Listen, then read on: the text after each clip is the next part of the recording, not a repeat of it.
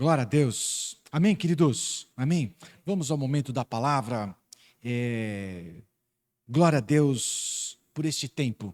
Glória a Deus por tudo aquilo que Ele tem feito nas nossas vidas e através das nossas vidas. Eu quero trazer uma palavra para os irmãos hoje acerca da firmeza de propósito. Como anda em falta nos nossos dias firmeza? Em qualquer área, em qualquer coisa. Né? Vivemos um tempo onde as pessoas são bem volúveis, onde tudo é meio passageiro, tudo é meio relâmpago, faz falta a firmeza, principalmente de propósitos. E o Senhor tem nos dado uma temática, a gente já vem pregando há várias semanas, acerca da importância de escrevermos uma nova história. Você está acompanhando? Escrevermos uma nova história, vivermos um novo tempo em Deus. Na semana passada, a Renata trouxe uma palavra acerca de Neemias, exaltando, né, nos ensinando, nos instruindo, através das virtudes de Neemias, as virtudes de uma pessoa que se fez construtor. Ele não era construtor, mas ele se fez um construtor, alguém que colocou a mão na massa. Alguém que partiu com oração, mas também com ação, se lança sobre escombros, se lança sobre entulhos e se propõe a edificar, a reconstruir, a reerguer os muros de Jerusalém. Isso talvez não faça muito sentido para nós, né? Mas entenda o seguinte: e construir os muros novamente é o mesmo que escrever a cidade no mapa, é colocar a cidade no mapa novamente. É colocar a cidade no mapa. Viu? Jerusalém estava com seus muros caídos há 140 anos. 140 anos, fora do mapa, fora da história. E Neemias se lança a construir novamente os muros e bastou 52 dias para ele reconstruir os muros. Aquilo que parecia impossível, passou 140 anos no chão. Neemias, errei o profeta, Neemias se põe a construir. Então, queridos, ninguém faz nada grande sozinho. E é óbvio que Neemias contou com a ajuda de muita gente. Neemias levou o povo de Deus a sonhar de novo. Neemias levou o povo de Deus resgatou a fé do povo de Deus. E por isso eles reconstruíram um muro. Fizeram o que era impossível num prazo recorde. Fizeram o que era impossível em 52 dias. Porque é quando a gente dá um passo de fé para fazer o que é possível, para fazer aquilo que está ao nosso alcance, o Senhor faz a parte dele. Amém? O impossível é o Senhor quem faz. Amém? Isso é um resumo daquilo que a Renata pregou na semana passada. E eu entro naquilo que o Senhor tem colocado no meu coração para ministrar aos irmãos nessa noite. A verdade é assim: sempre que a gente se depara com o chamado de grandes homens de Deus na Bíblia, esse chamado sempre está envolto de um mover sobrenatural de Deus. Há um sobrenatural de Deus muito grande no chamamento de grandes homens. Não é? Você conhece Bíblia? Amém? Amém, amém. Opa, vários améns. Né? Você vai se recordar comigo do chamado de Moisés. Lembra disso? Moisés estava num dia normal, pastoreando ovelhas, e de repente ele olha, e o que ele vê? Uma sarça ardendo. Um capim pegando fogo, e não queimava. E aquele fogo, mas não consumia. Ele chegou, o texto bíblico na NVI fala assim: ele chegou mais perto para ver o que acontecia. Né? E do meio daquela sarça saiu uma voz do Senhor. Uau! Sobrenatural de Deus. Moisés foi chamado em meio ao sobrenatural de Deus. Né? Você lembra de Samuel? O garoto Samuel foi chamado por Deus como? Samuel, Samuel. Falei. Samuel. O menino acordou e foi lá para Eli. E o senhor está me chamando? Ele, não, volta a dormir, menino. E de repente ele volta para a cama. Samuel. Foi chamado, tem envolvido um chamamento marcado pelo sobrenatural de Deus. Isaías ouviu o clamor do céu: quem enviarei? Quem irá por nós? Entende, queridos? Um mover sobrenatural do Senhor. O apóstolo Paulo Apóstolo Paulo caiu cego porque viu a luz resplandecente de Cristo ressurreto. Então, são vários os casos na palavra de Deus em que as pessoas têm um chamamento da parte de Deus envolvida no sobrenatural, é uma voz do céu, é o próprio Jesus se manifestando, é um anjo se manifestando. Isso é legal, Deus trabalha assim. Mas eu preciso dizer para os irmãos que com Neemias não foi assim. Fala comigo, com Neemias não foi assim. Não foi assim, não foi assim. Não foi assim. Neemias, queridos, foi impactado pela necessidade da obra. Neemias não recebeu um anjo, não viu uma sarça ardendo, não viu uma voz do céu, não teve algo sobrenatural. Ele foi impactado pela necessidade da obra. Ele olhou e percebeu a necessidade da obra. Vamos ler o primeiro texto dessa noite, Neemias, o capítulo 1, do versículo 2 ao versículo 4. Vai mostrar o que impactou até o 6. Eu acho que até o 4 que eu vou ler, viu? Até o 4, eu coloquei 6 aí, mas até o 4. Anani, um dos meus irmãos, veio de Judá com alguns outros homens, e eu lhes perguntei acerca dos judeus que restaram, os sobreviventes do cativeiro, e também sobre Jerusalém. E eles me responderam: aqueles que sobreviveram ao cativeiro e estão lá na província, passam por grande sofrimento e humilhação. O muro de Jerusalém foi derrubado e suas portas foram destruídas pelo fogo. Quando ouvi essas coisas, sentei-me e chorei-me, passei dias lamentando, jejuando e orando ao Deus dos céus. Queridos, é diante do caos, é diante de uma situação difícil, é a notícia do caos, da grande necessidade, que empurrou Neemias à ação.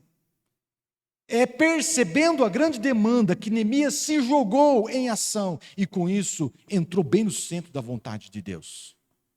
É percebendo a demanda. Então, Neemias não ficou aguardando Senhor, confirma para mim se devo ir, manda-me um anjo, dá-me um sinal. Não. Neemias percebeu a dificuldade e se lançou em solução. Senhor, eu vou ser a resposta para essa dificuldade. Eu vou ser a resposta a este sofrimento, a esta humilhação, a esses muros derrubados, a essas portas caídas. Viu, irmão? Deus trabalha no sobrenatural. Há grandes chamamentos sobrenaturais do Senhor. Se você recebeu um chamamento sobrenatural do Senhor, seja por visão, palavra profética, o próprio Jesus apareceu a você, glória a Deus. Deus trabalha assim, a palavra nos confirma isso. Mas nessa noite o que eu preciso dizer a vocês é que Deus também trabalha nos despertando no nosso coração, fazendo enxergar algo, e a gente se lança em fé, por iniciativa. Há um testemunho no nosso coração, há um testemunho interior, o nosso coração arde, ferve pela demanda, e a gente fala, eu vou. É assim que foi com Neemias. Percebendo a demanda, se jogou como solução e acabou bem no centro da vontade de Deus. Foi um protagonista da história de Deus. Fez o que parecia impossível. Naquele tempo, muitos viviam em Jerusalém.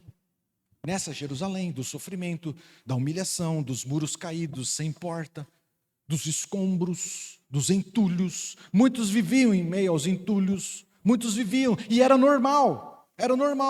Acostumaram com o problema, acostumaram com a situação difícil, acostumaram com o caos. Sabe, queridos, nós temos uma habilidade muito grande para acostumar e vai gradativamente acostumando com o caos. Acostumando com uma situação difícil, acostumando com um aperto.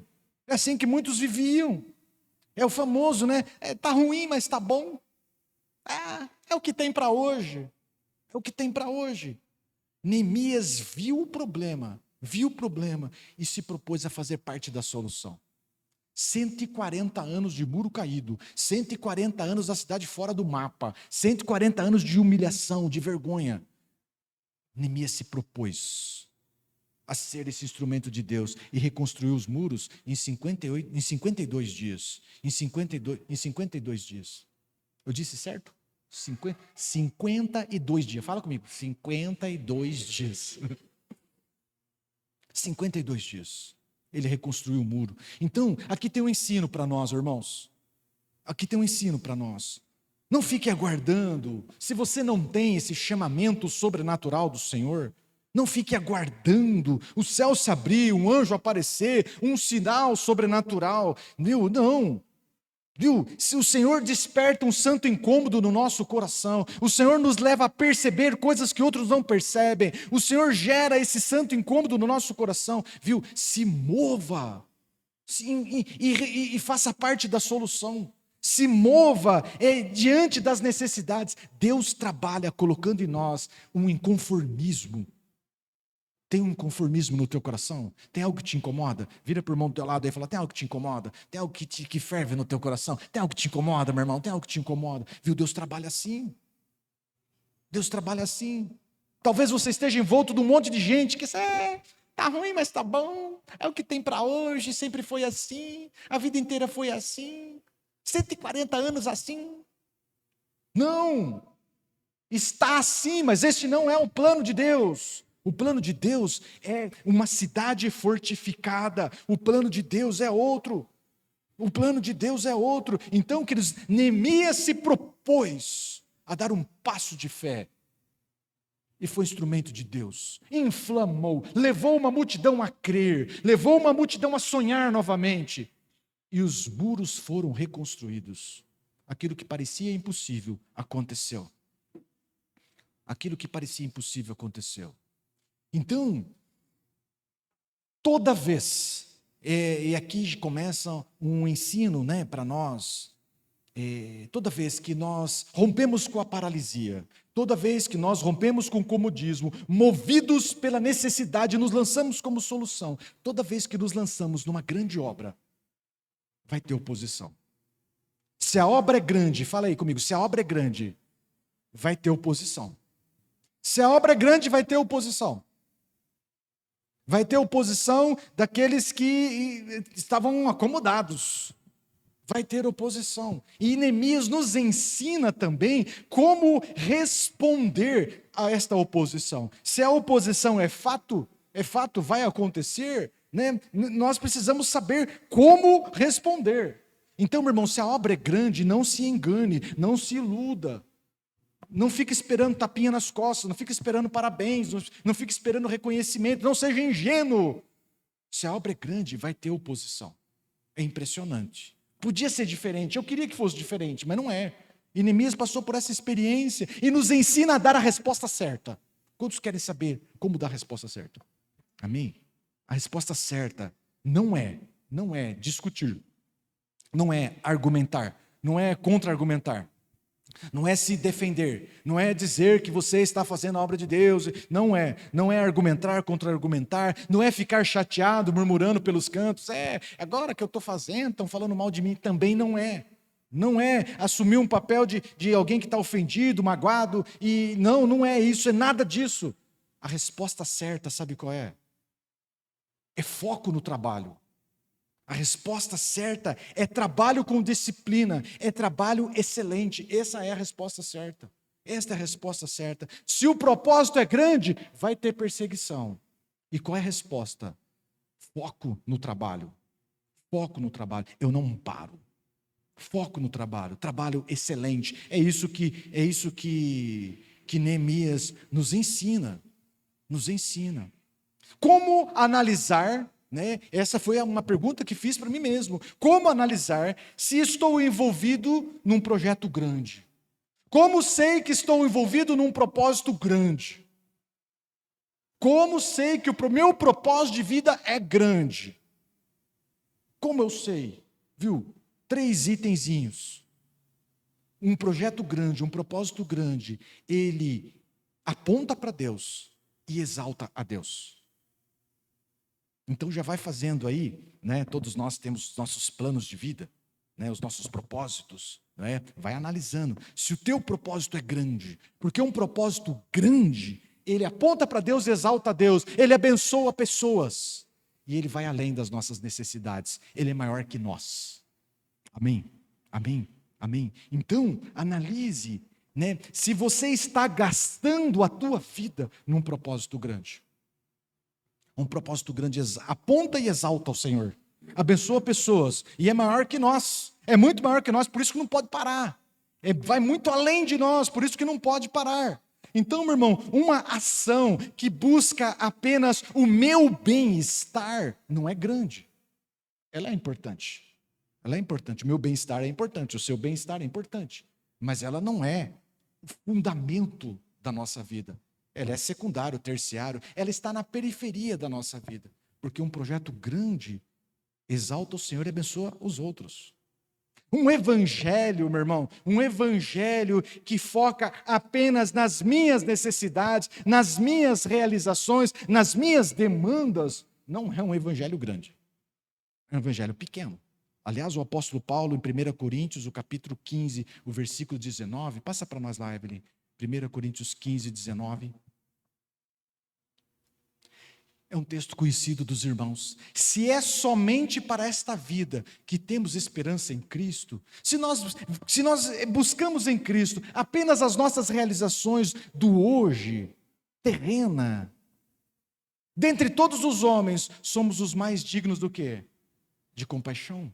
Se o nosso propósito de vida visa apenas o nosso bem-estar, visa apenas a nossa realização, se o evangelho que pregamos visa apenas atender as demandas desta vida, não é um projeto grande, é um projeto pequeno, é um projeto bem pequeno, é um projeto digno de compaixão, é um projeto humildinho. Então, um projeto grande, aponta e exalta ao Senhor, abençoa pessoas e é maior que nós. Por isso que ele não pode parar. Se envolva no que algo que realmente vale a pena. Pastor, mas o meu conforto. Meu irmão, trabalhe. Mas esse não é o nosso principal propósito de vida. Pastor, e as minhas realizações? Trabalhe. Coloque na agenda. Mas ela não é o centro da nossa vida. Ela é a periferia da nossa vida. Faz parte. Eu também passeio, eu também viajo, eu também tenho preocupações em ter um carro confortável, ter uma casa confortável, mas não é o centro da minha vida, não é o principal propósito da minha vida. Se estamos envolvidos num propósito grande, teremos oposição, teremos que dar a resposta certa, e um propósito grande, o Senhor nos capacita para realizá-lo. Basta um passo de fé. Nós contamos com o braço forte do Senhor, o impossível Ele faz. O impossível Ele faz. Então, eu entro aqui agora bem no centro da nossa pregação, que nós precisamos aprender com algumas convicções de Neemias. Neemias teve algumas convicções profundamente necessárias para todos aqueles que querem realizar projetos grandes no Senhor. Então, nós vamos aprender aqui com as convicções de Neemias, e a primeira delas, eu quero exaltar apenas três convicções de Neemias, e a primeira delas é a força do exemplo. Fala comigo, força do exemplo. Força do exemplo, né? Nós vamos ler um texto longo, foge um pouco do meu costume, não é? Mas é necessário. Neemias 5, nós vamos ler a partir do 15, nós vamos com tudo. Preparados? O que nós estamos estudando aqui? Convicções de Neemias. E o primeiro ponto, força do exemplo. Força do exemplo. Mas os governantes anteriores, aqueles que me precederam, puseram um peso sobre o povo e tomaram deles 480 gramas de prata, além de comida e vinho. Até os seus auxiliares oprimiam o povo, mas por temer a Deus, não agi dessa maneira. Força do exemplo. Ao contrário, eu mesmo me dediquei ao trabalho neste muro. Repare isso. Eu mesmo me dediquei ao trabalho neste muro. Todos os meus homens de confiança foram reunidos ali para o trabalho e não compramos nenhum pedaço de terra. Pode passar, Evelyn. Além do mais, 150 homens, entre os judeus do povo e os oficiais, comiam à minha mesa como também pessoas das nações vizinhas que vinham visitar-nos. Todos os dias eram preparados o quê? À minha custa, ao custo do meu bolso, eu bancava um boi, 6 das melhores ovelhas e aves, e a cada 10 dias eu recebia uma grande remessa de vinhos de todo tipo. Apesar de tudo isso, jamais exigia comida destinada ao governador, pois eram demasiadas as exigências que pesava sobre o povo. Queridos, força do exemplo. Força do exemplo. Neemias estava no comando, Neemias estava sentado na cadeira de governador, era por direito, podia por direito, como eram os outros, ser alimentado, ser reverenciado, mas Neemias não é esse cara. Neemias é um construtor de mão na massa. Neemias não faz questão de honras, não faz questão de reverência. Neemias é um cara, é um construtor que você chega lá e vê ele sujo de cimento. Se você chegar lá 8 horas, cadê o Neemias? Vai no escritório, cadê o Neemias? Não, o Neemias não está aqui, cara. Está desde as 6 horas aonde? Nos muros. Pôs a mão na massa. Força do exemplo. Força do exemplo. Força do exemplo. Então, a gente já ministrou várias vezes aqui, inclusive a minha esposa, falando da diferença de alguém que está envolvido com alguém que está comprometido. Neemias estava comprometido. A diferença é fácil de discernir, né? Estamos diante, agora não, né? Todo mundo já está alimentado. Hoje de manhã lá em Jaguariúna, por volta de 11 horas, eu projetei esse slide aí. Os irmãos tudo salivou. Os irmãos começaram a olhar no relógio, perderam um som. Não via a hora de acabar o culto, né?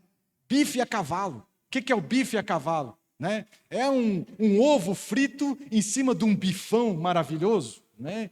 E a galinha está envolvida, meu irmão. Das suas dezenas, centenas de ovos, ela deu um para esse projeto. Agora o boi não, né? O boi está comprometido. Ele deu o couro, ele deu o seu filé para esse prato. Neemias não estava apenas envolvido. Não era mais um que estava dando um pouco do que tinha bastante. Não, Neemias se doou ao projeto, se entregou de corpo, alma e espírito ao projeto. Neemias deu o suor, deu o seu investimento, deu dinheiro, bancou do bolso, se envolveu por completo, integralmente nessa atividade. Então, meu irmão, nós estamos diante de um líder que tem força de exemplo. Nós estamos diante de um líder que tem uma autoridade em decorrência da coerência. A autoridade vem de uma vida vivida, prática, atestada. É só ir lá. 6 horas da manhã, onde está Neemias? Está trabalhando. 6 horas da tarde, onde está Neemias? Está trabalhando. É este tipo de líder que se lança a um grande projeto e que conta com o favor de Deus. Amém? Força do exemplo. Então, no reino de Deus, não existe, fala comigo, não existe.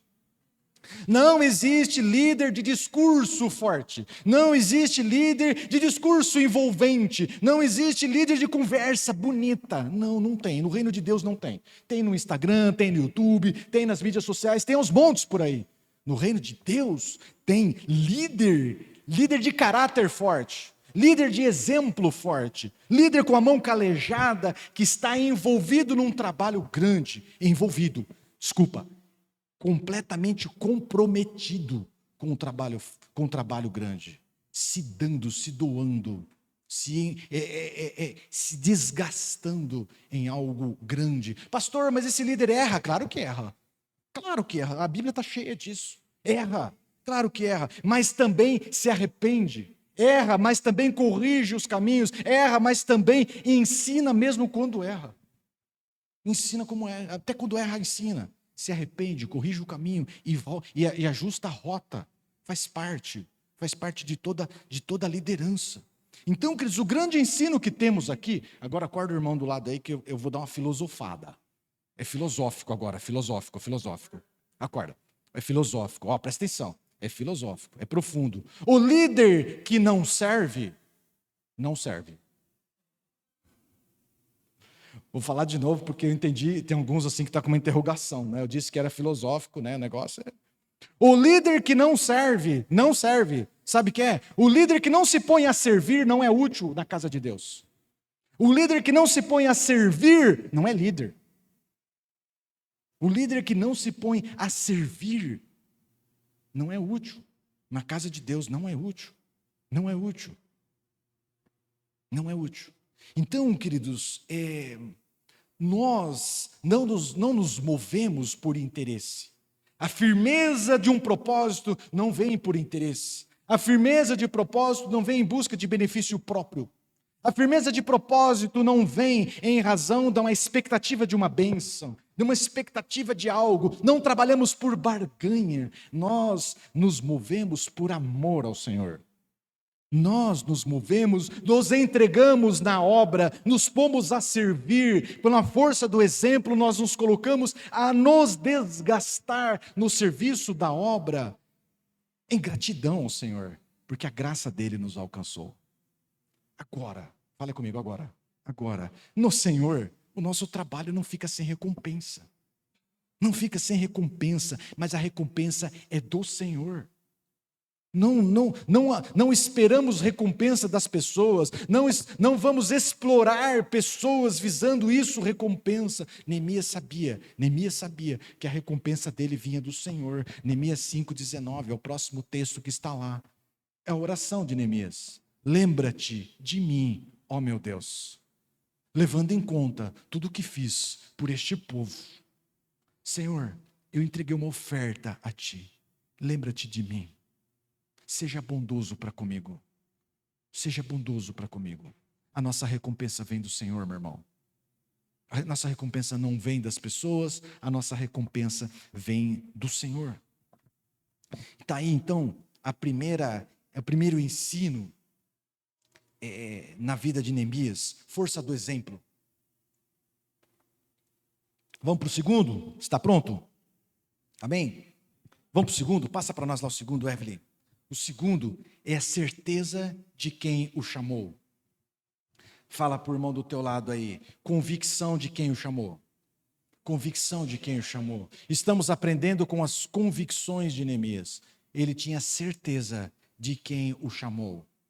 Todo líder, meu irmão, todo líder, ele precisa ter certeza de quem o chamou. Todo líder, ele se movimenta, todo movimento de um líder é baseado na clareza do entendimento de quem o chamou, de quem o estabeleceu. Estou fazendo o que estou fazendo. Eu estou servindo na casa de Deus. Eu estou me servindo no ministério do louvor, eu estou servindo no ministério este ou aquele, porque quem me chamou, quem me comissionou é o Senhor. Essa certeza é fundamental na vida de todo líder. Porque se foi Deus que te chamou, você só para quando Deus mandar parar. Estão comigo? É isso. Se foi Deus que te estabeleceu, você só para quando Deus mandar parar. Então, eu me movo quando temos a certeza de quem nos chamou, de quem nos comissionou, de quem nos deu este comando, queridos. Eu me movo pelo que Deus diz e não pelo que dizem. Eu me movo pelo que Deus diz e não pelo que as circunstâncias apontam. Eu me movo pelo que Deus diz e não pelo que os meus olhos veem. Eu tenho a certeza de quem me chamou. Eu estou a serviço do Senhor. Então, nós precisamos, todo líder precisa dessa visão, dessa certeza, dessa convicção clara de quem o chamou. Vira para o irmão do teu lado e fala assim: quem te chamou? Quem te chamou? Quem te chamou? Quem te chamou? Quem te comissionou? Quem te estabeleceu? Quem te estabeleceu? Sabe, queridos, quando não temos essa convicção, infelizmente, muitas pessoas nos nossos dias, elas se movem por interesses, elas se movem por muitas coisas, elas se movem por luzes, elas se movem por telões, por boas músicas, por bons ambientes, elas se movem por uma infinidade de coisas, mas não têm a clareza de quem os chamou. E por isso, param. E por isso esmorecem, e por isso ficam pelo caminho, deixam o ministério. Sabe por quê? Porque acabam dando ouvido para aqueles que estão apenas envolvidos, e não com aqueles que estão comprometidos. Ela não faz parte dos comprometidos, daqueles que estão dispostos a desgastar, a investir tudo que tem, a investir a essência de si mesmo no projeto. Na primeira dificuldade, porque não tem clareza de quem as chamou, não suporta as críticas. Leia depois a história completa de Neemias. Não suporta as críticas, não suporta as ameaças, não suporta a perseguição, não suporta a boataria, não suporta, fica pelo caminho. Por quê? Porque não tem clareza de quem o chamou. Não tem clareza. Então, irmão, deixa eu dizer algo muito claro para os irmãos. Se foi o homem que te estabeleceu, se foi homem quem te chamou, homem também pode te parar. Um comentário de um homem, um comportamento de um homem, uma atitude de um homem, uma falta de carinho de um homem, uma falta de reconhecimento de um homem, uma mentira de um homem, algo partindo de um homem, pode também te parar. Agora, se foi Deus que te estabeleceu, nada para. Nada para. Nada para. Nada para. Se foi Ele que te estabeleceu, a gente só para quando Ele manda parar. Ou quando o trabalho termina. Né? Quem trabalha com construção, quem trabalha com entregas de serviço, sabe, né? Que acabou o trabalho, não é, Wilson? Como é que você chama o dono da obra e vai entregar o trabalho, não é assim que diz? Vou entregar aqui, vou entregar a casa. Terminei de construir a casa, certo, Alan? Eu vou entregar a casa. Você chama o dono da casa e entrega. E o dono da casa sempre aponta algo para ser feito. Opa, você esqueceu de arrumar isso aqui. Entende? É isso, queridos. A gente só para quando o Senhor diz que a obra está acabada. Quando o Senhor confirma em nós a obra está concluída. É isso. É isto. Clareza de quem nos chamou. Se não temos essa clareza, vivemos jogados de um lado para o outro. Vivemos flutuando de um lado para o outro, na expectativa de aprovação dos homens. Tenha certeza de quem o chamou. Amém? Poucos améns. Tá. Vamos para o terceiro item? Projeta para nós lá, Evelyn. O terceiro item, a terceira convicção. A terceira convicção de Neemias, certeza de que sua missão é grande. Fala para o irmão que está do teu lado aí. Tenha a certeza de que sua missão é grande. Fala para ele aí, fala. Tenha certeza que a sua missão é grande. Vamos ler o texto, Neemias 6, do versículo 3 ao versículo 4. Os caras convidaram ele para descer. Vamos ver. Por isso enviei-lhes mensageiros. Eu acho que eu pulei, hein? Eu acho que eu passei reto aí. Eu passei reto na perseguição lá. Os irmãos conhecem a história. Os caras chamam ele para tomar um cafezinho. Ele não vai tomar um cafezinho. Na verdade, a ideia das pessoas, do sambalate, daquela galerinha, era lhe fazer mal. Eu pulei a leitura desse texto. Vamos para isso aqui. Certeza de que o chamado é grande. Por isso enviei-lhes mensageiros com esta resposta: estou executando um grande projeto e não posso descer. Por que parar a obra para ir encontrar-me com vocês? Eles me mandaram 4 vezes a mesma mensagem e em todas elas deles a mesma resposta. Eu não posso parar, porque eu estou envolvido, porque eu estou executando o quê? Lê lá para nós. Grande obra, um grande projeto. Uma grande obra, um grande projeto. Queridos, presta atenção aqui. Se eu não tenho noção do tamanho daquilo que Deus confiou na minha mão, se eu não tenho noção do tamanho da unção que Deus deu a mim, do tamanho da missão e do propósito que Deus colocou nas nossas mãos, se eu não tenho noção disso, qualquer coisa pequena é capaz de me parar.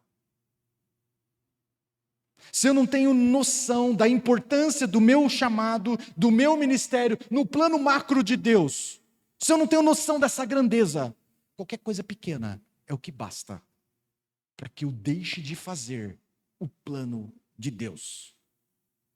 O plano de Deus. Se eu não enxergo, queridos, se eu não entendo a grandeza do meu ministério, se eu não entendo a grandeza daquilo que Deus depositou na minha vida, coisa pouquinha, me leva a largar, a dar as costas à grande obra que o Senhor me confiou. Então, basta uma crítica, é o que basta. Eu não vou ficar me desgastando para escutar essas lorotas, eu vou cuidar da minha vida. Por quê? Porque não enxerga a grandeza daquilo que Deus confiou.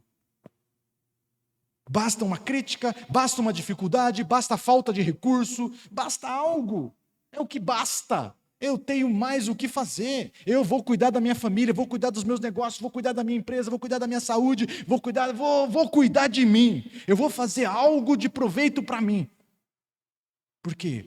Porque não entende o tamanho do propósito que Deus depositou na sua vida, nas suas mãos. Aquele que não entende o tamanho do seu chamado, fica pelo caminho, não conclui a boa obra.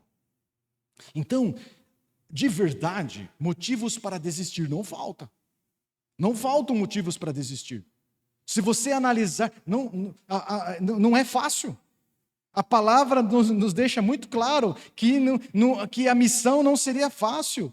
Pelo contrário, seria difícil, teríamos oposição, teríamos muitas dificuldades. Sabendo dessas dificuldades, o Senhor Jesus nos deixou uma orientação aos seus discípulos. João 16, 33. Orientação do Senhor.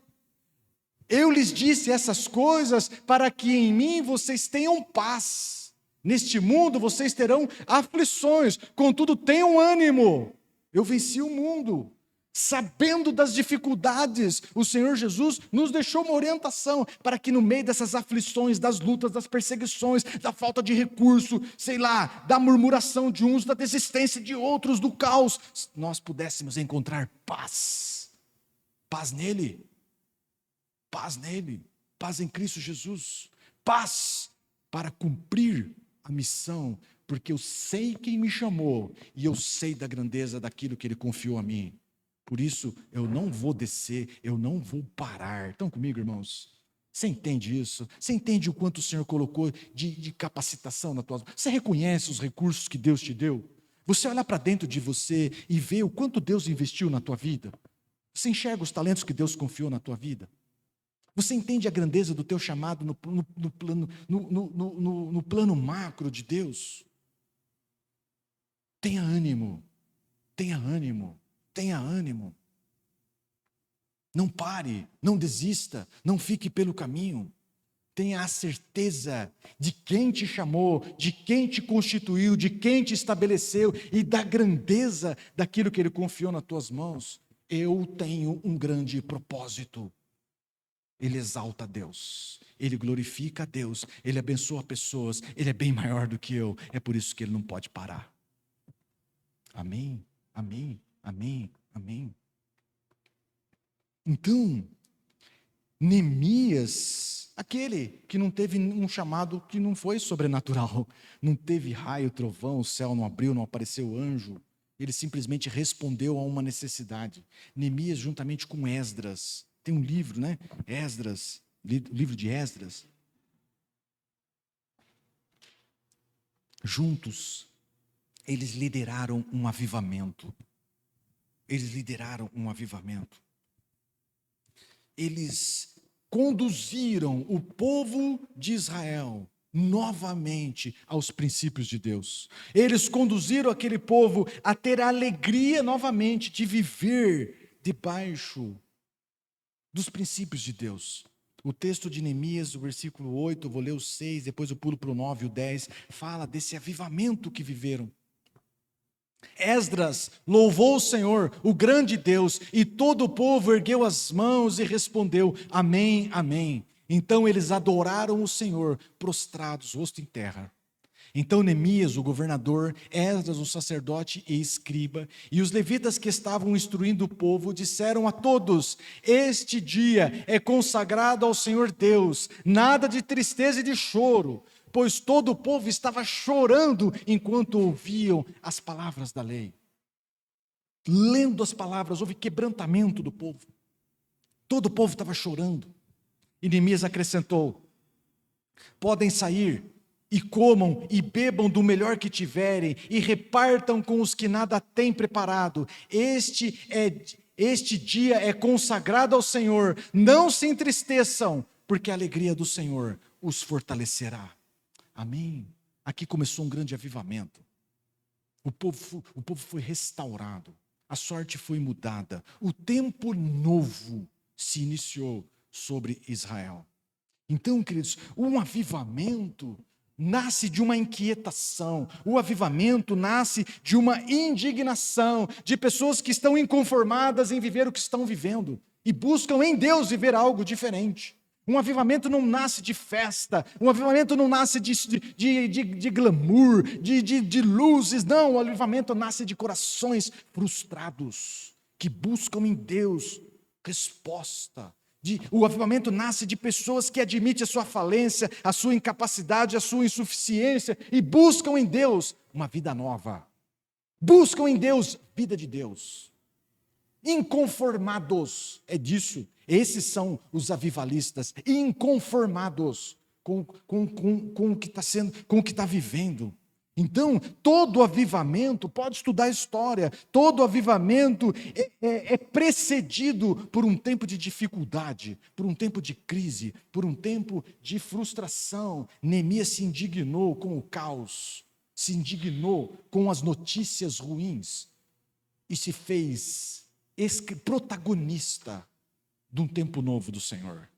Se lançou frente às necessidades e se fez protagonista. Está na hora, meu irmão. Fala para o irmão que está do teu lado aí, está na hora. Está na hora, está na hora, está na hora. Está na hora de nós como família, nós como igreja, nos indignarmos com algumas situações. Você está me ouvindo? Indignarmos com algumas situações. Nós não podemos viver acomodados. Está na hora, queridos, de nos indignarmos com o comodismo, com a apostasia, com a fraqueza na fé, indignarmos com cadeiras vazias, indignarmos com aqueles que facilmente abandonam o Evangelho, indignarmos com isso tudo e buscarmos vida em Deus, buscarmos por algo novo.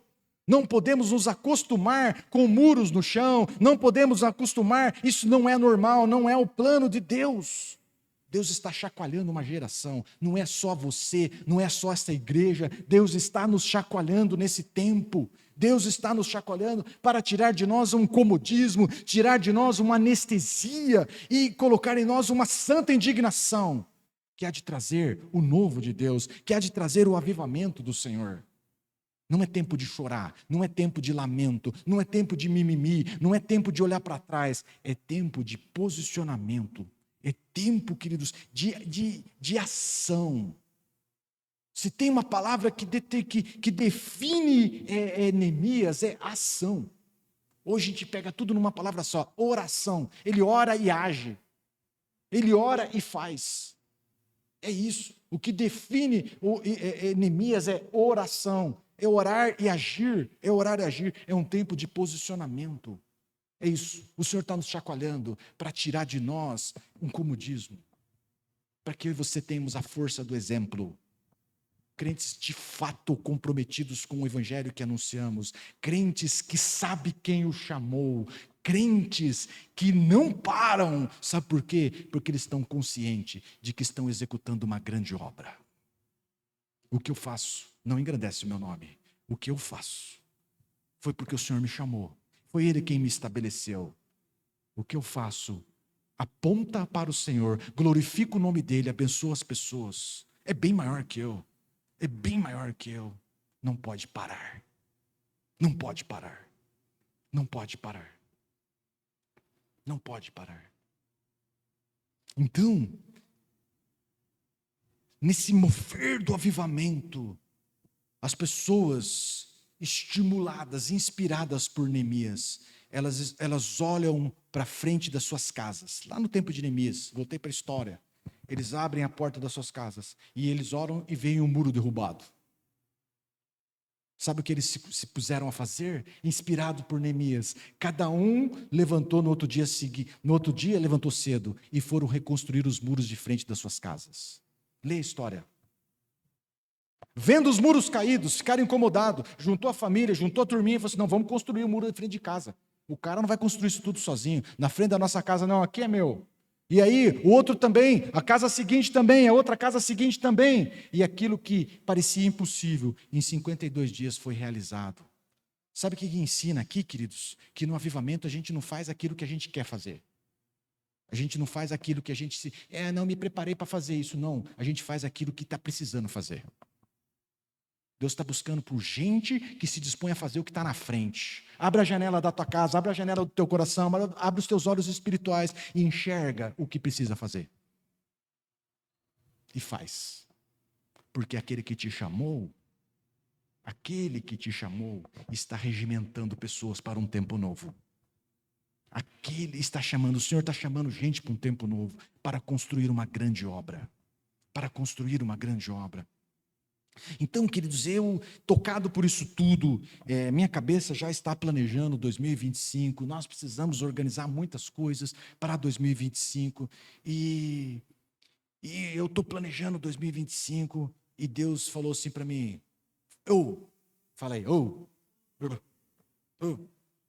2024 ainda não acabou. 2024 ainda não acabou. Eu tenho muitas coisas a fazer em 2024. Eu tenho muito a fazer em 2024. Eu falo assim, é verdade, não acabou ainda. E hoje, pregando de manhã isso, queridos, o Senhor tocou o coração do Wilson, que está aqui presente. E o Wilson me interrompe no meio da pregação. Pastor, eu falei assim, o que aconteceu de grave? Né? Porque interromper a pregação é coisa grave. O que foi, Wilson? Pastor, de hoje até dia 31, temos 52 dias. Sabe o que significa isso, queridos? Que se nós tivermos a fé e a posição de Neemias, se começar a construir o muro hoje, no dia 31 termina. Você entendeu? Eu já estava dando esse ano como encerrado. Eu já estava dando esse ano como com um ponto final.